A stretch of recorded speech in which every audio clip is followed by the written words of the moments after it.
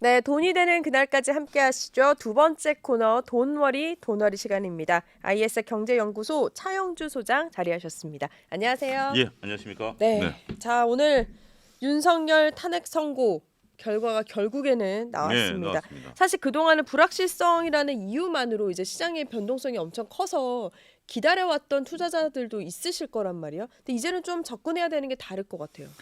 접근 방식이 다른데 음, 그러니까 이제 셈법이 복잡해졌어요. 음, 그러니까 이제 미국의 트럼프의 관세 네, 정책과 우리의 이제 탄핵, 네, 그다음에 공매도 이게 이제 이번 주에 음, 다 이루어진 거 아니겠습니까? 그렇죠. 그 가운데 있어서 바로미터가 딱 하나 나타난 게 있었습니다. 네. 환율입니다. 그러니까 그쵸. 공매도 때도 환율이 그렇게 크게 움직이지는 않았고 그다음에 이제 탄핵 선고 일정이 발표됐을 때 그리고 그 트럼프의 관세 정책이 나타났을 때 네. 환율이 1,470원대까지 음, 올라갔어요. 근데 오늘 아침에 그리고 지금 현재 환율이 뚝 떨어져서 네. 1,450원 밑으로 내려왔어요. 그러니까 그렇죠. 주식 시장은 오르고 내리고는 있었어요. 음, 그러니까 탄핵 전과 전후, 그다음에 관세 정책과 전후 이런 것들이 있었습니다만 환율 입장에서 본다라면 외국인들의 기준점은 환율이거든요. 그렇죠. 근데 이제 환율이라는 것이 정확히 아무래도 네. 현재 지금 이 전국을 좀 바꾸려고 하는 음, 그런 움직임의 바로미터였었다. 그래서 오늘 아침부터 환율이 일단 조금 안정세를 찾기 시작했고 네. 그 다음에 윤석열 대통령 탄핵이 결정이 되고 나서부터 음, 환율이 딱 안정세를 찾기 시작했어요. 네. 그러면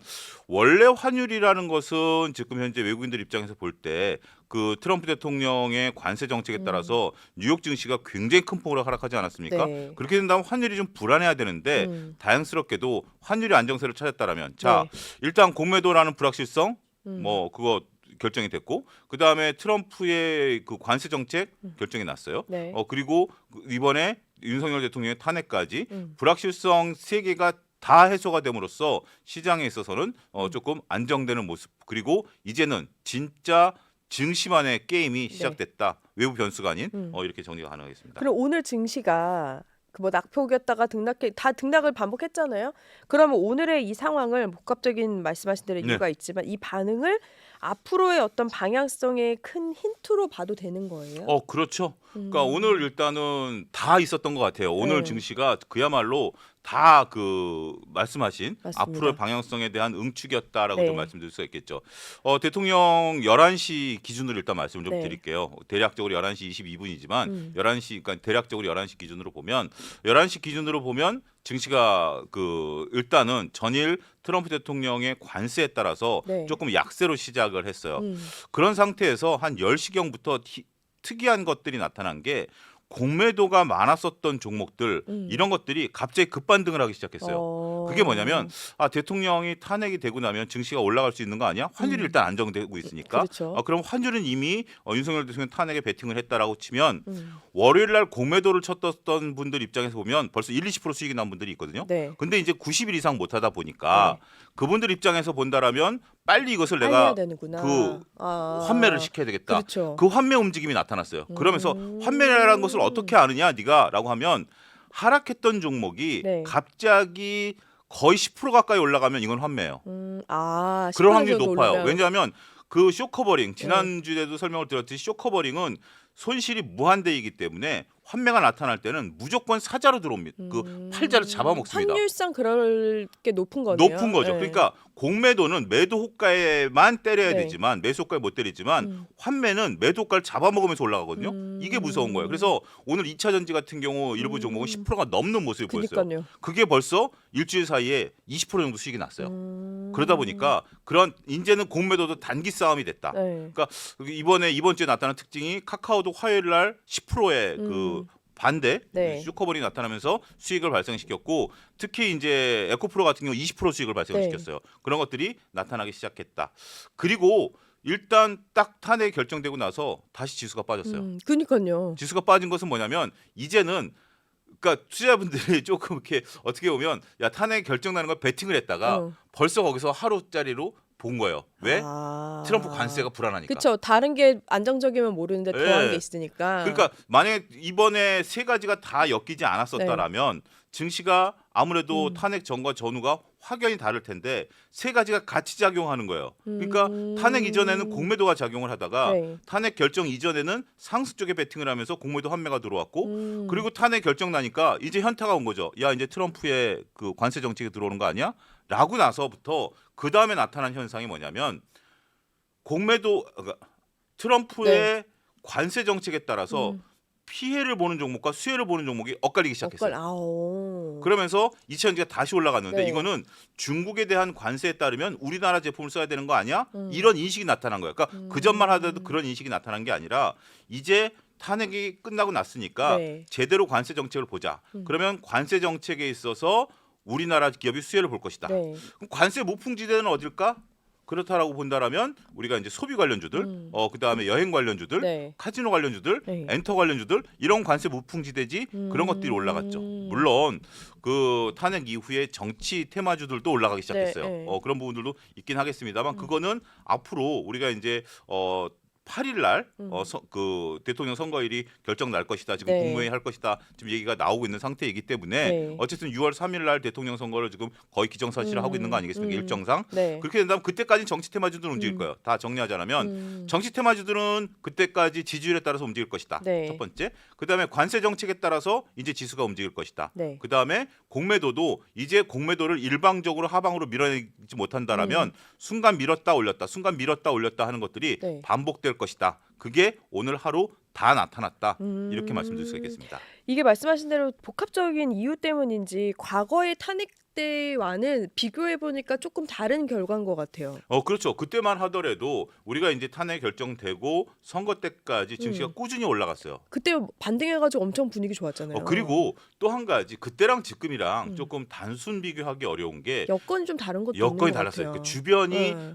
좋았을 때랑 그쵸. 주변이 나쁠 때랑은 좀 그니까요. 다르죠. 네. 그러니까 이게 지금 그때만 하더라도 주변이 좋았어요. 음. 특히 이제 노무현 전 대통령 탄핵 때만 하더라도 세계 경기가 살아 있었고 네. 박근혜 전 대통령 탄핵 그 시기만 하더라도 그래도 경기가 좀 긍정적이었었어요. 네, 네. 근데 지금은 트럼프 대통령의 관세 정책에 따라서 앞에 시야가 이제 오리무중인 거 그쵸. 아니겠습니까? 경기도 안 좋고. 경기도 안 좋고 우리나라 경제 성장률이 1%대예요. 지금 네. 이제 조 기자님 입장에서 보면 1%대 경제 성장률 뭐 이제 산업부 기자시니까 1%대 경제 성장률 우리나라가 지금 아마 처음 겪는 우리 불황인 거예요. 사실 그렇죠. 그러니까 제가 살아오면서 그 정도를 처음 본 적이 겪는 거예요. 없죠. 그러니까 예.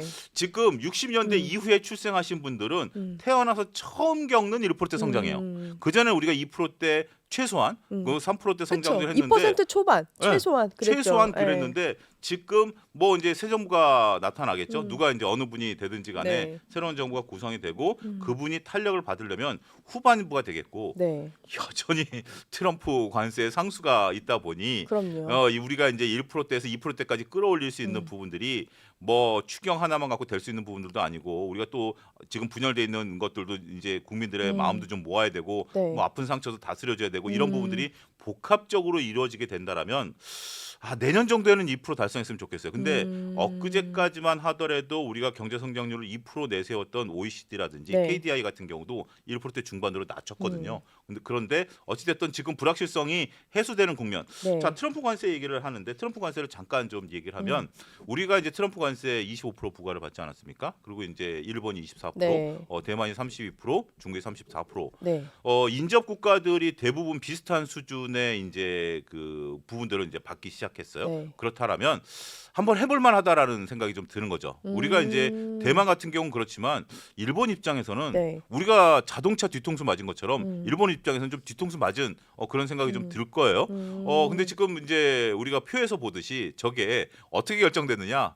대미 흑자에 따라서 결정됐을 가능성이 높다. 이렇게 보는 시각이 뭐 지금 일단 그렇게 얘기도 했고요. 계산법을 네, 공개했는데, 계산법을 그렇게 했는데 네, 수입 액수랑 나눴더라고요. 예, 그러니까요. 예. 근데 원래 상호관세라는 건 그게 아니라 부가가치세라든지 아무래도 겸역 규제라든지 이런 것들을 봐야 되는데 네. 그러면 우리 같은 경우는 부가가치세가 10%고 그다음에 이제 소고기 겸역 규제라든지 뭐 이런 것들 보면 25% 계산이 안 나오는 거죠. 네. 근데 흑자로 봐니까 이제 나오는 거고 EU 같은 경우는 부가가치세가 21%예요. 근데 20%밖에 안 때렸다는 것은 저거는 너무했다라고 좀 볼 수 있겠죠. 근데 자 이제 네. 이게 중요한 것은 뭐냐면 우리가 관세를 부과받았다라는 건데 트럼프의 그 거래 기술이란 책, 네. 2017년에 나온 책을 읽어보면 첫 장이 그래. 나는 거래를 즐긴다. 이렇게 네. 시작을 해요. 네. 뭐 다들 많이 보셨을 테지만. 근데 트럼프 대통령이 얘기한 건 그거예요.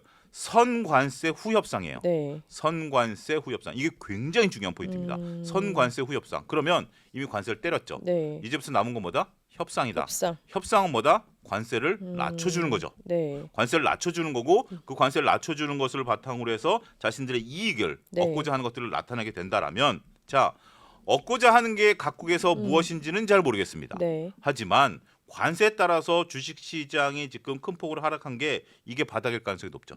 아, 바닥일 가능성이 높다. 바닥일 가능성이 높다. 어. 선관세 후협상이니까 네. 선관세에 따른 증시의 반응 이거는 완전히 지금 상태가 유지된다는 걸 보고 주가 빠진 거니. 아, 이제는 긍정적인 요소가 있을 것이다라는 그렇죠. 기대감이 이제는 오는 긍정적인 거네요. 이제는 네. 여기서부터 이제 희망의 이제 회로들을 이제 우리가 대가야 네. 되겠죠. 물론 이제 줄 거 주고 네. 뭐 이제 우리가 소고기 30년 이상 받아야 될 거 받고 축산업계 분들이 좀 뭐 고통스러울 수도 있고 뭐 이런 부분들은 이제 정치적인 부분들이에요. 네, 네. 그러면 이제부터는 나아가는 건데 왜 이런 부분들이 그걸 제가 강하게 어필을 하냐면 트럼프 대통령이 과연 미국을 망하게 하는 걸 바랄까요? 그렇지는 않겠죠. 저렇게 네. 미국 증시가 10%씩 빠지는데 그걸 냅둘까요? 그렇지 않다라고 본다라면 결국 트럼프도 속전속결로 가야 돼요.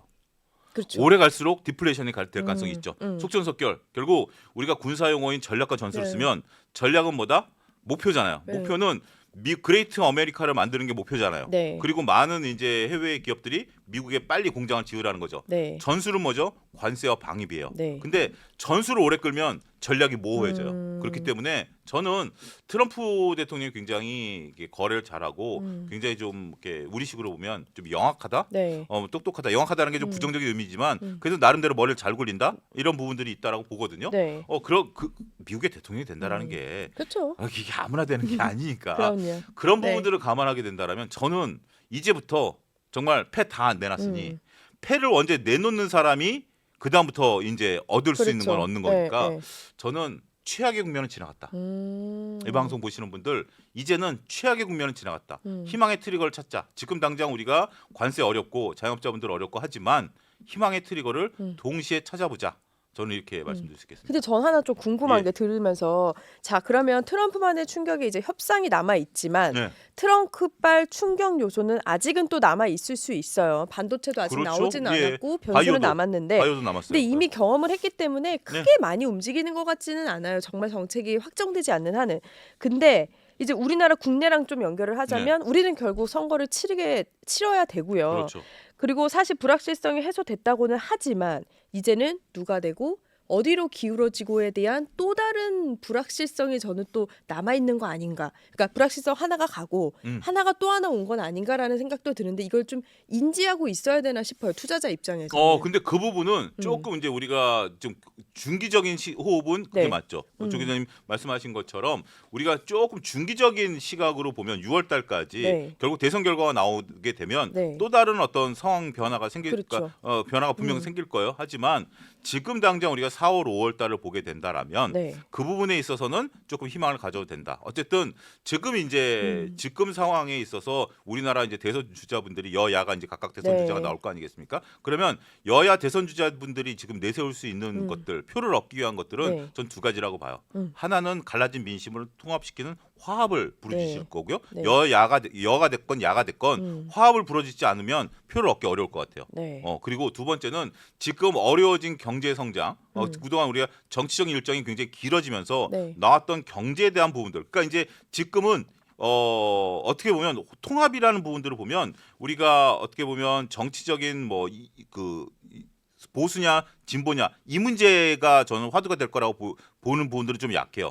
지금 보수냐 진보냐보다는 지금은 보수 쪽에서도 보수 얘기를 하자니 조금 부담스러운 부분들이 있고 진보도 그렇다고 해서 지금 현재 당연시 내가 승기를 잡았으니 네. 내 말을 들어야 된다 이렇게 얘기하는 것도 역풍을 맞을 가능성도 그럼요. 있다라고 봐요. 네. 그렇기 때문에 지금은 통합을 외쳐야 되고 아직 제가 원론적인 얘기지만 거기에 이제 경제를 얘기하는 분이 저는 표를 받을 걸 봐요.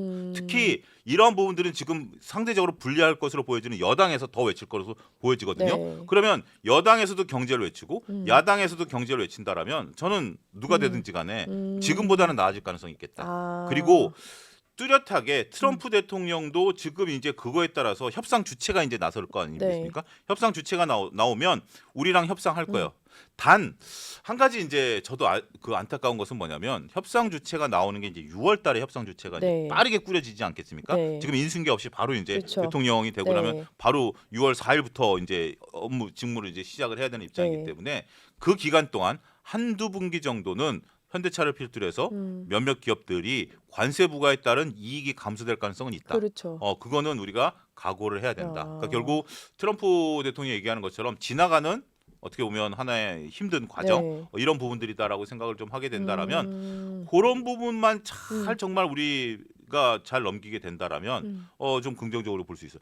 한 가지 그럴 수 있었던 것 중에 하나가 지금 이제 현대차 같은 경우 1분기 판매량이 네. 급속도로 늘었어요. 네. 그게 뭐냐면 실질적인 판매라기보다는 관세 부과를 하기 전에 재고를 쌓는 부분들이 있었거든요. 지금 이제 오늘도 그렇죠. 그런 뉴스가 나왔어요. 삼성전자가 디램 가격을 5% 정도 올릴 네. 것이다라는 부분들. 결국 그 관세 부과 이전에 재고를 쌓아놔야 되는 부분. 네. 근데 이거는 양날의 칼이에요. 재고가 쌓여지면 다음에 매출이 안 일어나거든요. 그러니까 지금 현재 그것 때문에 가격이 올라간다. 그건 호재다라고 보는 건데 그건 호재 특별히 100% 호재는 아니에요. 하지만 반 호재인 건 맞고 그렇게 해서 돈을 번 거 갖고 한 두 분기 버텨준다라면 우리 그런 거잖아요. 보너스 받은 그렇죠, 거 갖고 한 두 달 버틸 수 있잖아요. 네. 그렇게 한 두 분기 버텨준다라면 저는 긍정의 희망의 트리거를 네. 좀 볼 수 있지 않겠는가. 그리고 반도체랑 바이오랑 자동차 관세 때리면 관세 누가 내죠? 미국 사람들이 내는 거예요. 그렇죠. 미국 사람들이 내는 거면 미국 지금 저렇게 했으면 지금 오늘 지금 뭐 폭스 뉴스를 포함해서 미국 뉴스들이 어마어마하게 지금 트럼프를 지금 그러고 때리고 있을 거예요. 그렇죠. 네. 그렇기 때문에 트럼프 입장에서도 속전속결로 가야 된다. 어떻게 보면 시장이 트럼프한테 우리 목소리를 들어라라고 시위하는 거일 수도 있어요. 그렇죠? 저게 뭐 빠진 그럴 게 수 있죠. 네, 네. 시장이 시위하는 거예요. 우리도 그 시위가 뭐죠? 환율로서 그렇죠. 가장 확실한 시위기도 하고. 가장 그렇죠. 네. 확실한 시위이기도 하고 펀드 매니저들 입장에서는 가장 확실한 시위이기 때문에 이 트럼프 대통령이 그렇다고 해서 흔들리는 모습을 보일까? 그렇지는 않을 그렇지는 테고. 않겠지만 네. 야 빨리는 해야 되겠다. 이 정도의 그 생각만 네. 받아들여도 저는 좀 긍정적이다라고 좀 말씀드릴 수가 있겠고 또 우리는 또 그런 거 있잖아요. 그 다음에 트럼프가 할 수 있는 건 뭐죠? 방위비 분담 GDP 5%? 네. 그러면 우리는 미국의 무기 수출국이 아니에요. 네. 그러면 우리 무기가 유럽으로 갈 수 있는 거죠. 그런 부분들에 대한 아이디어를 갖고 끌고 가고 우리 기업들이 활성화가 된다라면 저는 정말 뭐 여러 가지 면에 있어서 이제 부정적인 것보다는 네. 긍정적인 부분들이 나타났다. 제가 네. 한때 몸무게를 세 자리까지 네. 찌어봤거든요. 네. 세 자리까지 찌어보니까 이제는 살찌면 안 된다라는 절대절명의 딱 생각이 들더라고요. 그러니까 네. 세 자리까지 찔 때는 편하게 쪘어요.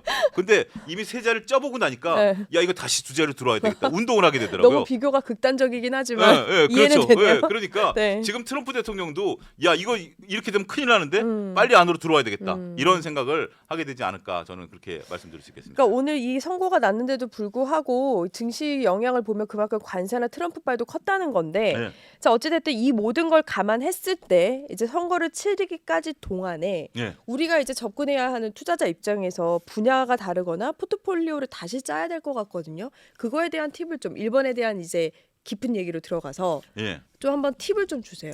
일단 뭐 두 달 남았는데 정치 테마주들을 하신다라면 하세요.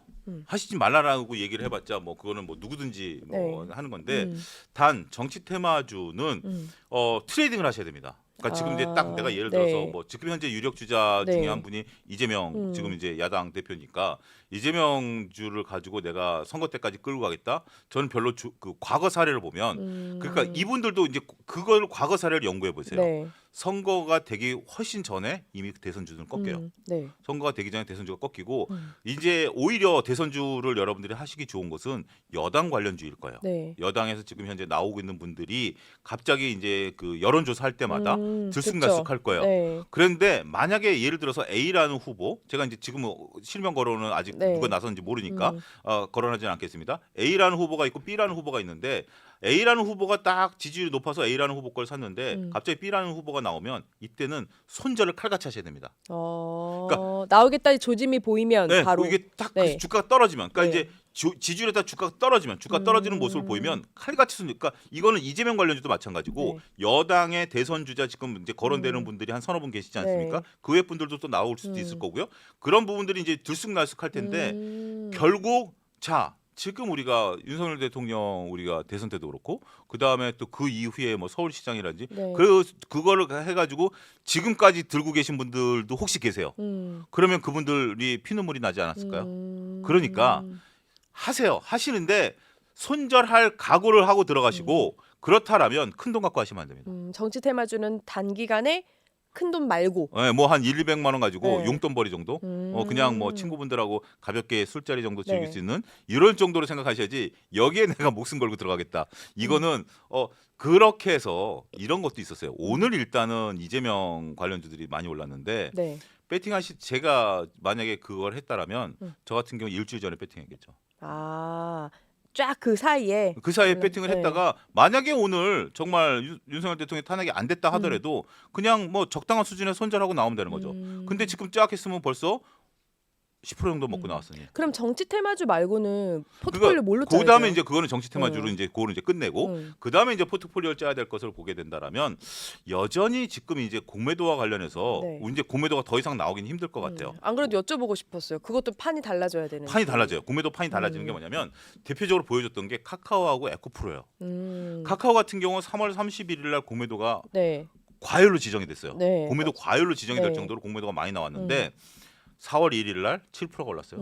그러니까. 4월 2일 날 좀 빠지다가 4월 3일 날 또 올랐어요. 이게 뭐냐면 과열로 지정되면 4월 1일 날 공매도를 할 수가 없어요. 네. 그러다 보니까 역회전이 돈 거예요. 쇼커버링이 돈 거예요. 아. 쇼키즈가. 그러니까 전날 공매도 때렸던 분들은 다음 날 주가가 3% 4% 올라가기 시작하면 공매도를 치고 나서 주가가 3% 4% 올라가면 네. 마음이 급해져요. 그 다음에 그게 7, 8%까지 끌어올리는 게 쇼커버링이에요. 앞서 언급드렸다시피 그런 게 나오면서 공매도 3월 31일 날 네. 공매도 치신 분들은 안타깝게도 가장 저점에 때렸고 그렇구나. 지금까지 안 응. 샀다 그 판매를 안 했다라면 15% 이상 손실 구간입니다.